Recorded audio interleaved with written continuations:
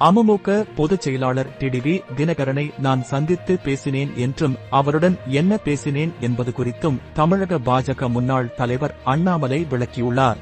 மேலும் ரஜினியை தான் சந்தித்தது எதற்காக என்பதையும் அவர் விளக்கியுள்ளார்.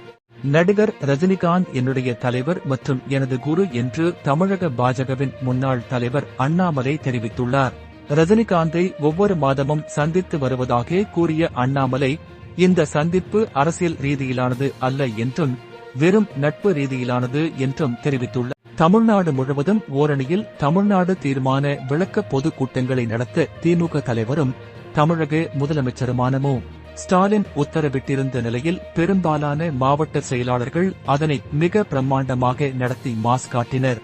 ஆனால் திருப்பூரில் நடைபெற்ற கூட்டமோ சமூக வலைதளங்களில் கேலி கிண்டலுக்கு ஆளாகியிருக்கிறது. இரு அமைச்சர்கள் கலந்து கொண்ட கூட்டத்தில் நெடுஞ்சாலையின் குறுக்கே மேடை, 6000 இருக்கைகள் திமுகவை அதிமுக, பாஜக உள்ளிட்ட கட்சிகளை கொண்ட தேசிய ஜனநாயக கூட்டணியால் தான் வெற்றி பெற முடியும். பாஜகவில் எந்த கோஷ்டி பூசலும் இல்லை என்று பாஜக தேசிய மகளிரணி தலைவர் வானதி சீனிவாசன் தெரிவித்துள்ளார். விடியல் ஆட்சி, நல்லாட்சியை தரப்போவதாக கூறி ஆட்சிக்கு வந்த திமுக நிதி நிர்வாகத்தில் தமிழகத்தை 27ஆம் இடத்திற்கு தள்ளி இருக்கிறது என்றும் தமிழ்நாட்டை இவ்வளவு மோசமான நிதிச் சீரழிவுக்கு உள்ளாக்கிய திமுக அரசுக்கு மக்கள் மறக்க முடியாத அளவுக்கு பாடம் புகட்டுவார்கள் என்றும் பாமக தலைவர் அன்புமணி ராமதாஸ் தெரிவித்துள்ளார்.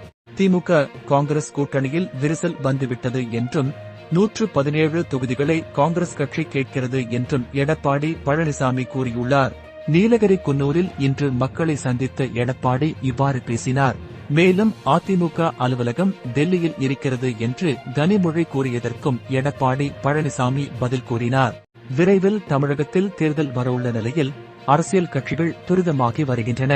தற்போது அதிமுக பாஜக கூட்டணியில் உள்ள நிலையில் தமிழக வெற்றிக் கழகமும் கூட்டணிக்கு வரலாம் என்று அரசியல் விமர்சகர்கள் கணிப்புகளை வெளிப்படுத்தி வருகிறார்கள்.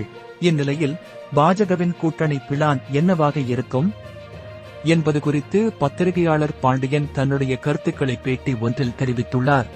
2026 சட்டமன்ற தேர்தலை முன்னிட்டு அதிமுக பாஜக கூட்டணியில் கூட்டணி பேரம் சூடு பிடித்திருக்கிறது. ஒரு மக்களவை தொகுதிக்கு ஒரு சட்டமன்ற தொகுதி என்ற அடிப்படையில் பாஜக அதிமுகவிடம் 39 தொகுதிகளும், சிறிய கட்சிகளுக்கு 11 தொகுதிகள் என மொத்தம் 50 தொகுதிகளை கேட்டதாக கூறப்படுகிறது.